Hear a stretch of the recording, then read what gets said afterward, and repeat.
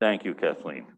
So we're back talking about the redevelopment of Boston. And if you aren't in class, you missed the Prudential Center, Jane Jacobs, and now we're talking about City Hall. So let's see if I can figure out how to do this.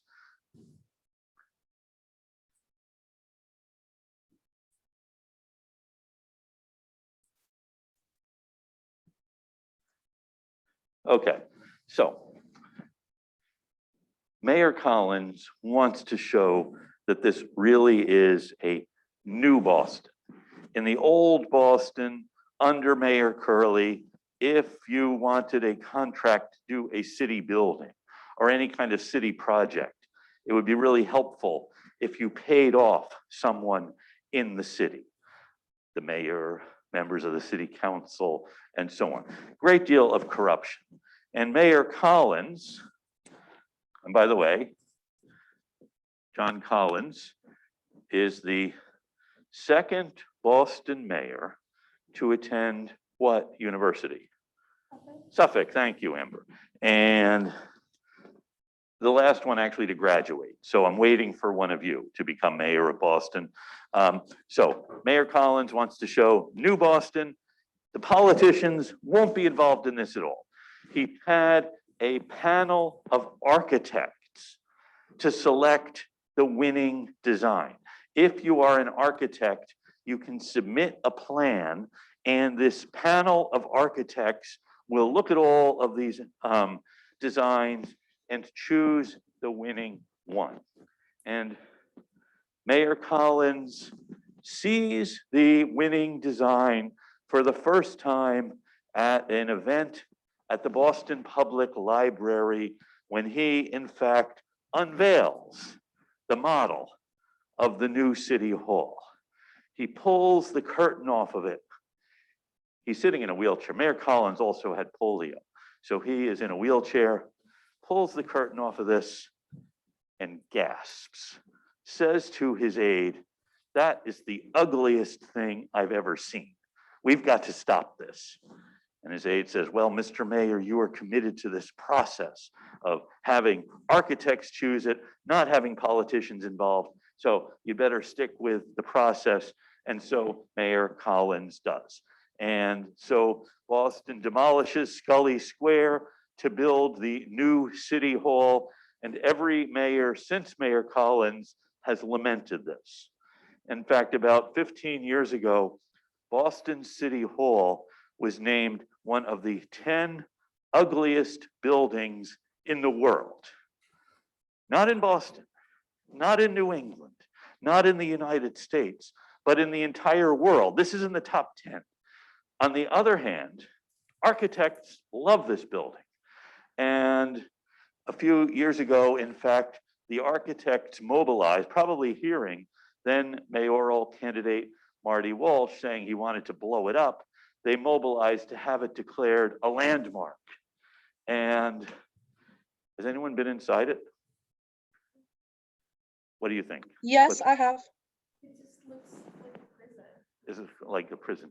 You know, I've had someone who understands architecture explain it to me and tried to make it sound like it's not so bad. Someone said it looks like the box that Faneuil Hall came in. Kathleen, what are your thoughts on City Hall?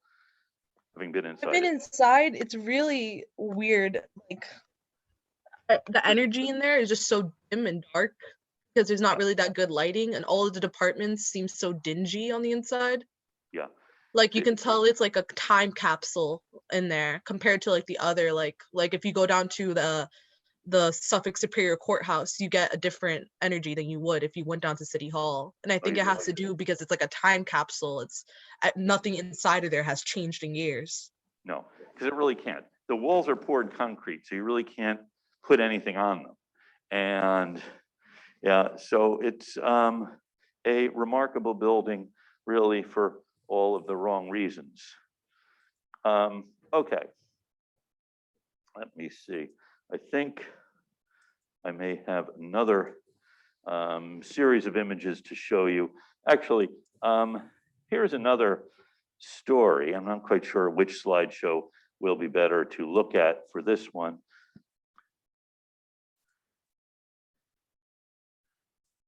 Okay. So we have Boston really trying to reinvent itself.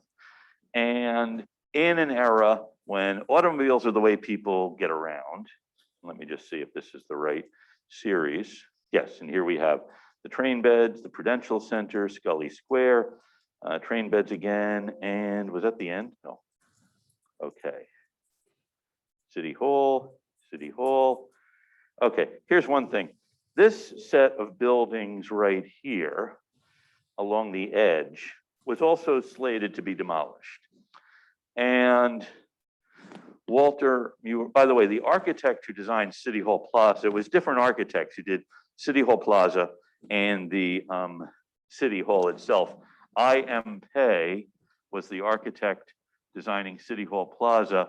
He also designed the Kennedy Library and other important buildings. And these buildings were also supposed to be demolished because, as you could see from the previous image, there were plans for other things to be there. Let me see if we can get oriented to where that would have been. Yeah, this area was going to have something else. By the way, Hanover Street ran through the area on the other side of City Hall. And Walter Muir Whitehill, who was a Boston historian, storms into I.M. Pei's office saying, you can't demolish these buildings. You have to leave something from the 19th century. So reluctantly, I.M. Pei did. And thus you have on the corner, the tea kettle. There was a tea shop there. There's a Starbucks there now, but that was a tea shop. Again, on these really narrow streets, if you're a business owner, you want to put something that will stand out so people will recognize where it is they're supposed to be going. So this is all part of Boston's transition in the 1960s, and some of it is salutary, Prudential Center, and some of it not so, City Hall Plaza, and so on. Okay. Now, another thing about Boston in this period that is distinctive, of course, is Boston did have, as I think I pointed out last time, and as you were aware, because you're here, a lot of colleges. And in the late 1960s, there actually is a revival. Well, no, I shouldn't say revival. There is an audience here for rock and roll. And because Boston has a big college audience, as well as an audience in the blue-collar suburbs or blue-collar neighborhoods like Charlestown, South Boston, Dorchester, it's a market for the kind of music that became popular among young people in the 1960s and early 1970s. And sometimes I can show these pictures and people recognize who these characters are. Sometimes it's hopeless. This is a group from England that came to a club started in one of the, an old factory building on Lansdowne Street. So an area not far from Boston University. And they had just signed a recording contract and they were booked for 2 weeks, came, but it turned out they really hated the place. So they only stayed for one. Anyone know who these are? Again, this is not my kind of music, so I'm kind of guessing. By the way, those of you at home, if your parents are around, grandparents, you can see if they recognize any of these people who were famous long ago. I have a quick question. Is that Aerosmith in one of the Which pictures? one is Aerosmith? In front of the plane. This one. Yeah. Yes, this is Aerosmith, who first performed on a flatbed truck near where Boston University's campus is as a way of generating interest. So a bunch of guys living in an apartment in Brighton and wanted to become musicians, and so they did. Okay, thank you. So Kathleen got one. Their apartment still Aerosmith, has a sign. local group.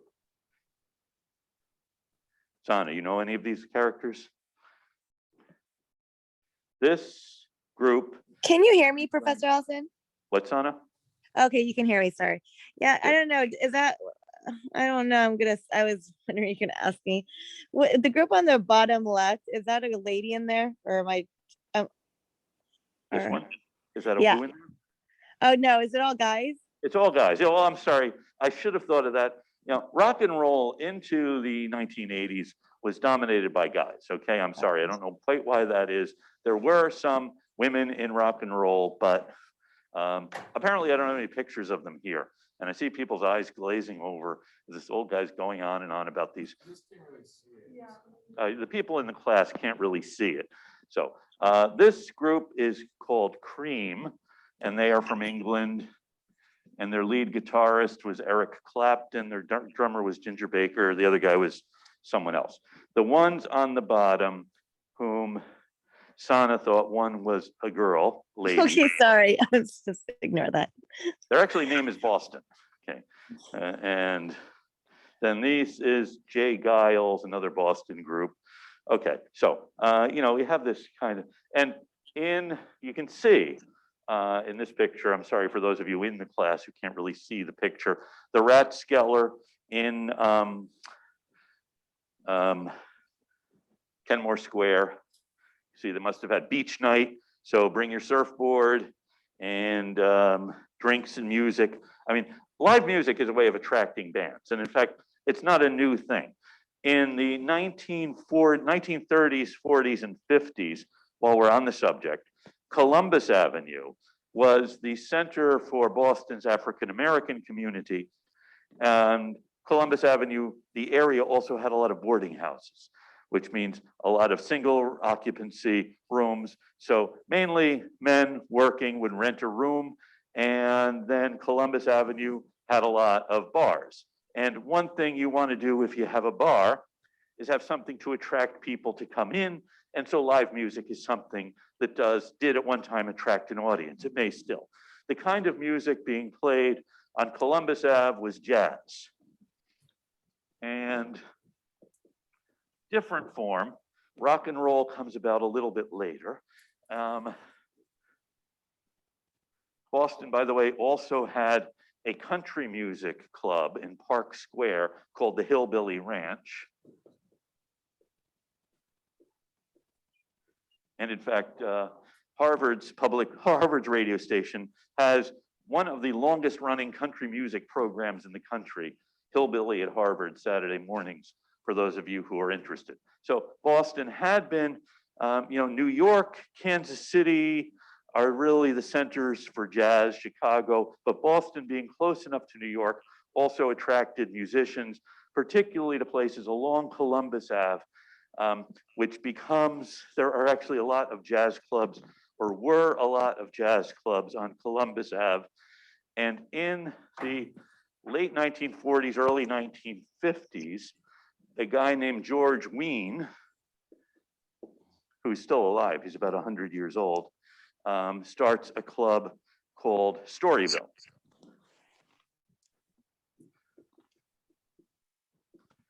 And one night at his club in Storyville, a couple of people come up from Newport to talk to Mr. Wein because they would really like to bring live jazz to Newport. Does he have any ideas?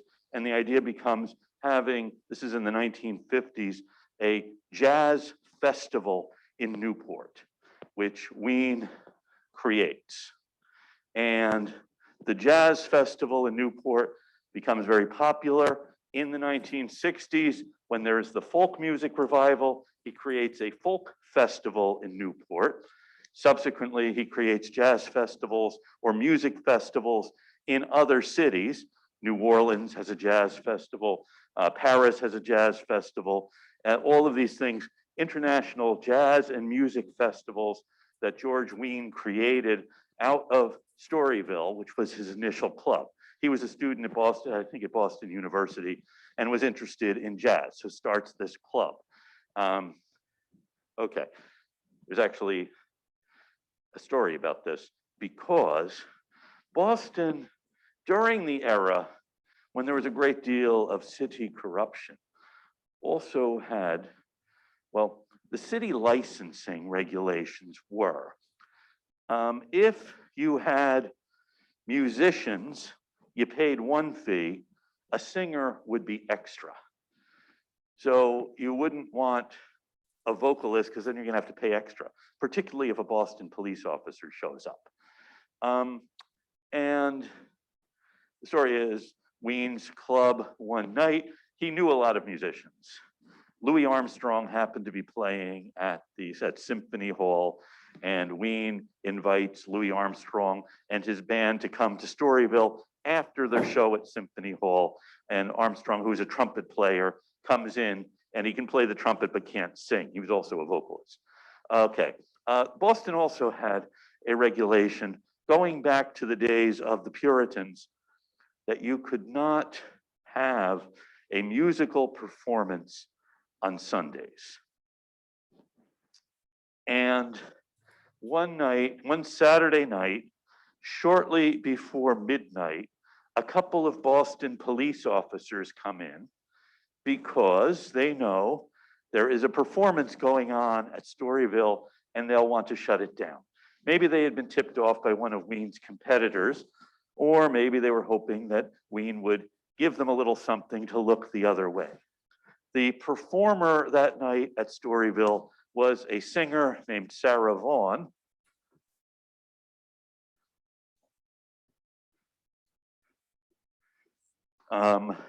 Actually one of the great singers of the 20th century, and one of the songs that Sarah Vaughan performed was a musical version of the Lord's Prayer. And so she had taken a break at about 11:30. She was just going out to do her midnight set, and Ween says, start with the Lord's Prayer. She didn't know why he wanted her to start with the Lord's Prayer, but she approaches the microphone. The two police officers start moving toward the stage, and she begins to sing the Lord's Prayer.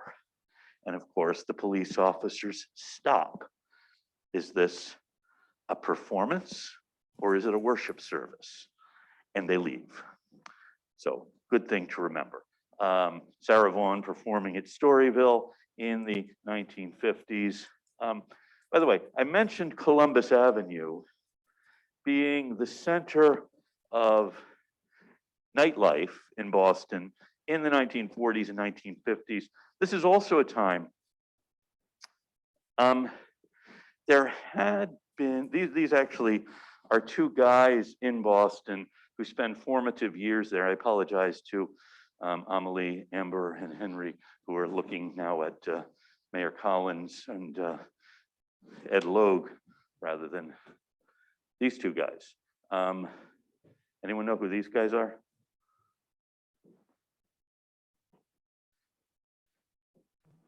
No. No, okay. So the guy on the left comes to Roxbury to live with his sister.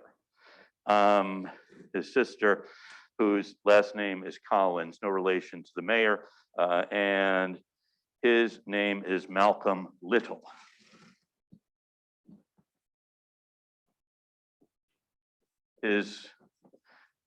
Boston had, since the 1630s, had a small but significant African Oh American wait, is that Malcolm population. X? Excuse me? Is that Malcolm X? Yes, he becomes Malcolm X. He is a petty thief in Boston.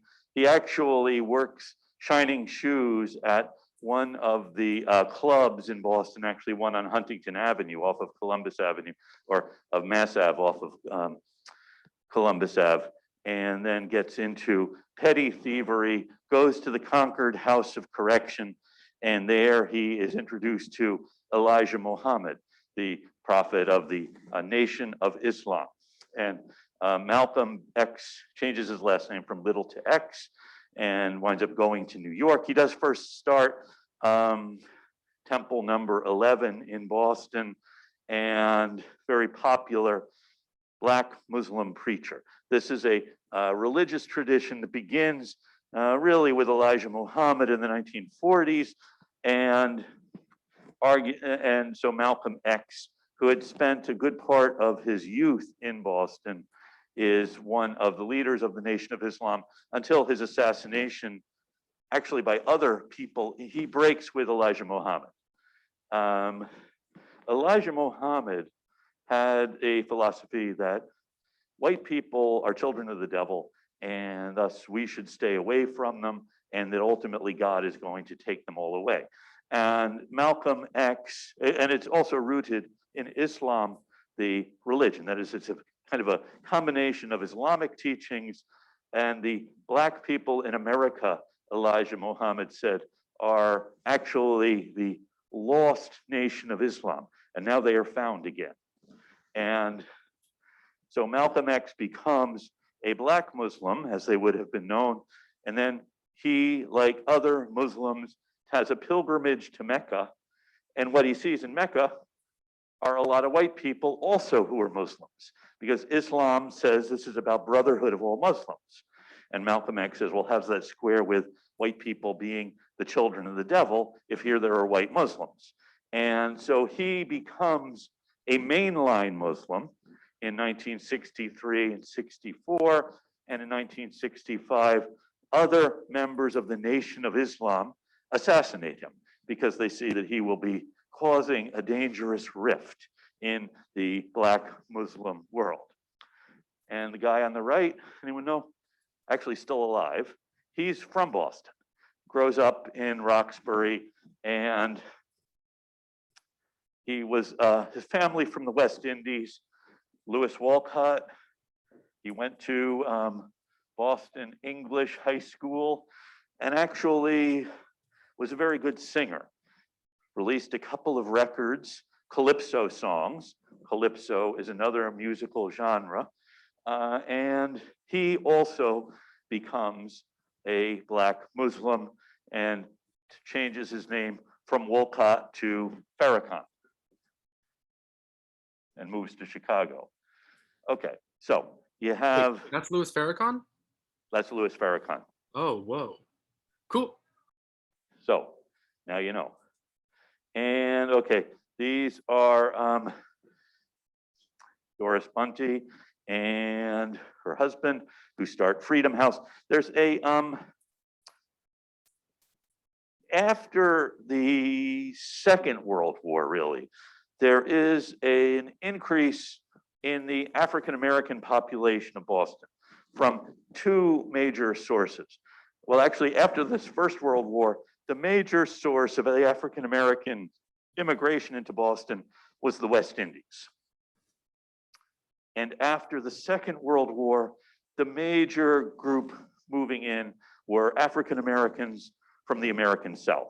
So you have, in the 1950s, an increase in the black population of Boston at the same time as the city had changed its structure of the city government so that all city councilors were elected citywide rather than from the neighborhoods, which meant that the black population in Boston was not represented in the city council. And some were elected to the state legislature, including the gentleman on the left here, who is still alive, Mel King. His family was from the West Indies. I think I mentioned him last time as being from the South End and being displaced. So you have a black population that grows. Now, mainly at first, in the 1790s and first decades of the 19th century, Boston's black community lived on the north slope of Beacon Hill, where the African Meeting House is. The first school in the country built for the education of black children was on Joy Street on Beacon Hill. And in the 1890s, when there is an influx of Jewish immigrants from Eastern Europe, they are moving to the north slope of Beacon Hill, and the middle class black community on Beacon Hill begins moving out. So they move out to two places. One is Cambridge, and the other is the South End, the area along Washington Street and along Columbus Ave. And then after the First World War, influx of people from the West Indies who also are moving to the South End. This is why Mel King's family is there. After, the South End had been multi-ethnic community. By the early 20th century, Roxbury and parts of Dorchester were heavily Jewish. You know, in all of Boston neighborhoods, there was a certain amount of ethnic diversity with Jews, Irish, Italians, Syrians, African Americans, not always living in harmony, but part of the same neighborhood. And what you see happening in the 1950s is an exodus of Jews from Dorchester and Roxbury to the suburbs. The Irish Catholics tended to stay longer. There's actually a book that suggests because they had built their community centered on a parish church, whereas a synagogue was an important place, but it wasn't the center of community life anymore. So you have a Jewish community along Blue Hill Avenue and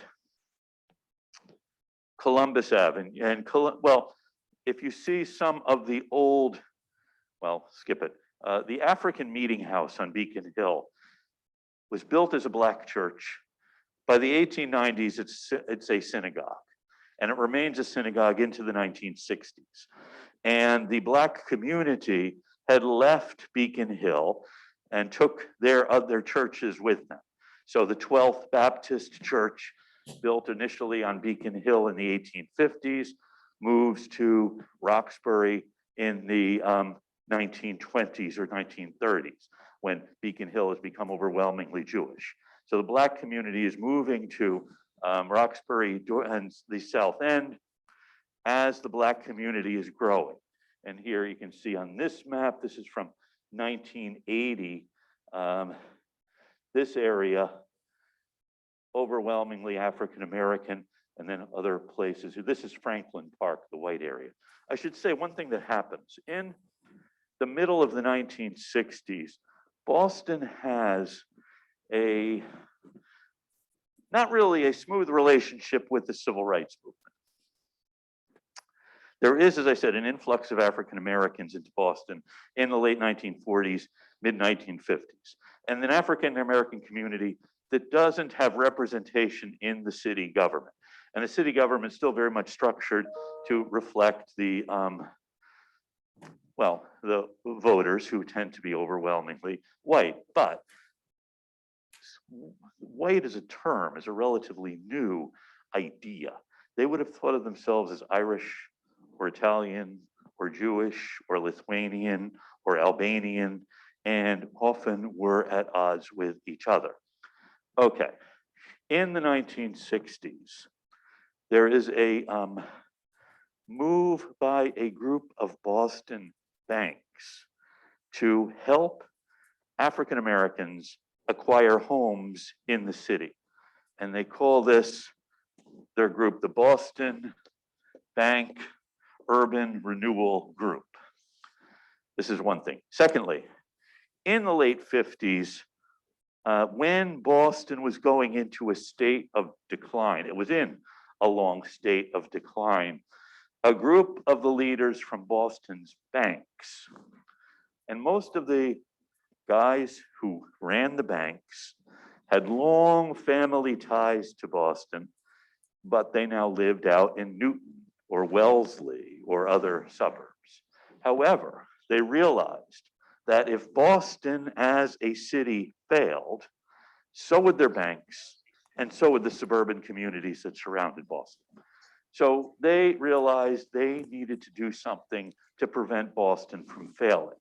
So every week, every Friday, they would gather at the Boston 5-cent Savings Bank, which was presided over by a fellow named Lowell. And they would actually meet in the vault. Hence, they get the name the Vault. A group of Boston's business leaders who are thinking about the long-term health of Boston. Of course, banks are really critical if the city wants to borrow money. And banks are critical for other reasons. And so the successful politicians in Boston recognize that they need to get along with the vault. Now, at one of the meetings of these Boston bankers in the mid-1960s, they realized that it would be a good thing to help African Americans acquire home ownership in Boston. So they create the Boston Bank's Urban Renewal Group, and one of the bankers is actually not from Boston, he is from, I think, Sweden, draws on a map of Boston an area that looks very much like this area, the South End and Roxbury and part of Dorchester down into this area, and says, okay, how about if we loan money to African Americans who want to buy homes in this area? And we're not going to loan money to the people who are there now if, say, they want to buy the house, fix up the house, and so on. Now, it's unclear if anyone ever takes up this offer, but in 1967, or 68, when Kevin White becomes mayor, this becomes the city policy to loan money to Black people who want to buy homes in this area, going down to from Mattapan up to the South End, not to anyone else. And within about 2 years, you have an exodus of about 20,000 Jews from this area. And there already was a significant African American population, but this area very quickly becomes a series of Black neighborhoods. Okay, so it really is driven by city planning. And here you can see there's a correlation with income and African American minority population in these areas. And so the long-term effect of this is going to be, well, first, to transform this area from a multi-ethnic area into an overwhelmingly African American area. And still, this is in the 1960s, 1970s, without any representation in city government. Mel King is elected to the state legislature in, I believe, the late 60s, after trying several times to get elected to the Boston School Committee, as well as to the City Council. The school committee, which controls Boston's schools, also was elected citywide, and it too was all white. Okay, are there any questions? Okay, let's see. So you can see a comparison, and so as I said, Boston has a divided structure of city government. You have an elected mayor, a city council that is elected citywide. So each city councilor also represents the entire city at this time. And in fact, you as a Boston voter could vote for all 13 members. So, and it's a very critical thing, still a critical thing for members of the city council. There's still, the charter changes in the early 1980s. So there are 4 citywide councilors, 9 others elected from districts, and very important still, who gets more votes. Okay, now, secondly, after that, you have an elected mayor, an elected city council, and an elected school committee. And Boston had a lot of elected offices, and it still does. And politics is a good way, it's a good career. And if you were, say, lawyers at this time were not allowed, not permitted by law to advertise. So if you're a lawyer and want people to know your name, you would run for office and do other things. So, and there's a great deal of competition for seats on the school committee, seats on the city council, seats in the state legislature. I think the downside to being in the state legislature is you have to spend more time on Beacon Hill and have to work with people from all other kinds of other places. The city council really doesn't have a whole lot to do. Now, because the state legislature did not want Boston's Irish politicians to be able to build schools wherever they wanted, because they knew they would give these contracts to their friends. They created a school building commission. I know it gets really confusing, Amelie. So the mayor at this time has no control over the schools. That's up to the school committee. The school committee doesn't have any control over where schools are built because there is a state commission in charge of that. In the early 1960s, Mayor Collins looks at the state of Boston's schools, and there had been a wave of school building in the years before the Civil War, and then in the 1890s, and then some built in the 1930s during the Great Depression, but nothing really since. And over the years since, that is from the 1930s to the 1960s, the city had changed quite dramatically. Education also had changed quite dramatically in these years.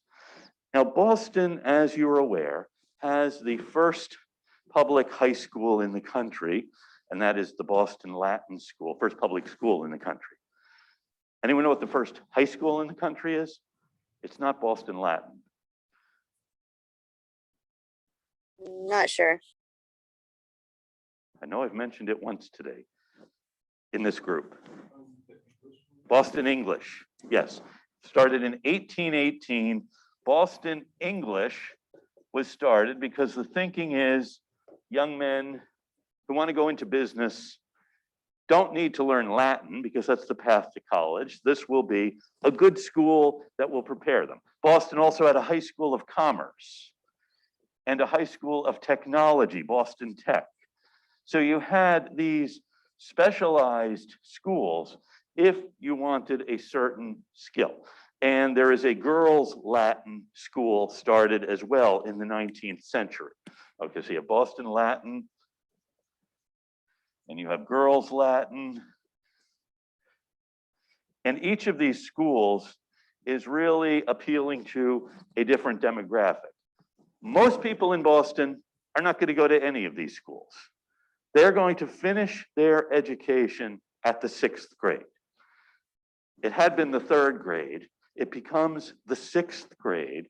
And then after the 6th grade, if you're one of the few going to the Latin school, Boston English, Boston Tech, High School of Commerce, or Girls Latin, then you'll go on to high school. Everyone else is going off to work. So that was the state of things in the 19th century with Boston's educational system. And then in the 1890s and first decade of the 20th century, there is kind of a change in educational policy and the idea that more people should go to high school. So at this time, Boston has a really good reason for wanting to start high schools. And the reason has to do with Boston's water system. Back in the 1840s, when we had built a water system bringing water in from Lake Cochituate, on the top of every hill in Boston, we built a reservoir. So on Beacon Hill, behind the State House, there was a reservoir. Dorchester Heights in South Boston, there was a reservoir. Eagle Hill in East Boston, a reservoir. In Dorchester, in Roxbury, you had, there are a lot of hills in Boston, and fortunately, each of these hills could accommodate a reservoir. In the 1880s and 1890s, Boston changes its water system, no longer needs these reservoirs. So what are we going to do with them? Well, here is this new educational idea to make high school something everyone should go to, but you're not creating high schools to send every graduate to college. Instead, these will be high schools for people from the neighborhoods who are not going to go to college. So each of these hills becomes the locus for a neighborhood high school. So Dorchester Heights in South Boston is where South Boston High is. Eagle Hill in East Boston, where East Boston High is, and so on. Now, because these people, these kids in high school are not going to go to college, you're not going to give them a college preparatory education. If they were going to college, they would go to Boston Latin or Boston English. So each neighborhood high school, Bunker Hill in Charlestown is where Charlestown High School will be. Each neighborhood high school will have some kind of a industrial curriculum. So South Boston High, if you went to South Boston High, the major of choice was sheet metal work. Charlestown High, it was being an electrician. Brighton High, I believe it was, had auto mechanics. Jamaica Plain High School actually had an agricultural focus. So you go to this high school and you're not doing this as a way of preparing to go to college. It would be very, very unusual for someone graduating from one of these schools to go to college. You're learning a useful trade. Plus other things, you know, there will be English and math and probably history, but the real focus is sheet metal work in South Boston, electrician in Charlestown, auto mechanic in Brighton, agriculture in Jamaica Plain. You also could choose. That is, if you're in South Boston and you wanted to become an electrician, then you could go to Charlestown High. You'd have to make your way over there, but you know, it would be your choice. Most people, though, aren't going to be that ambitious. They'll go to the closest one. And at this time, from 1900 into the 1950s, it was still possible in Boston to get blue-collar jobs in places like, you know, some of the, there are still some factories, but also working on the docks if you're in South Boston, or an auto repair shop, or being an electrician. These are all useful things. So that's the state of the educational system in Boston. Another thing happens too.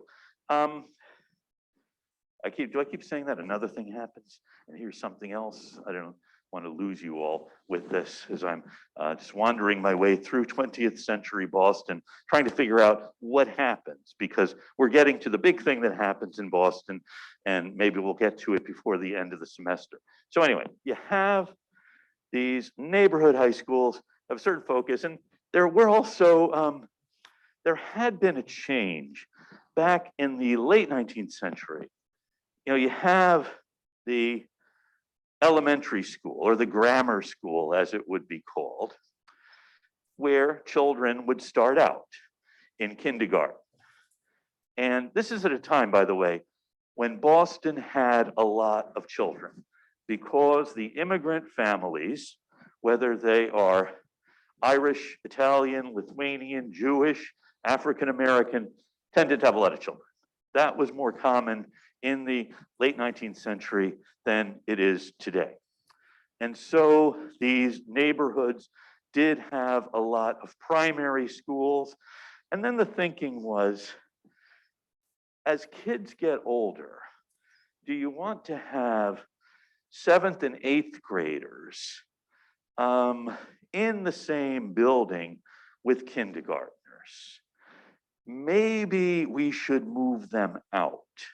And this, I believe, by the way, no one has ever done a history of the Boston public school system. It would be well worth doing, because it's something of a mysterious system, history, and I think trying to untangle it will help you figure out why things went so badly in the 1970s. Okay. You have this idea of, after an elementary school, you have what then would have been called a grammar school. And it would be maybe 6th to 7th grade. You would go to that, and then as a way of having a little bit of additional education after you had your elementary, your primary school, and then you could go off to work.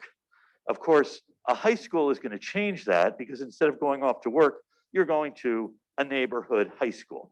And often you're also working too.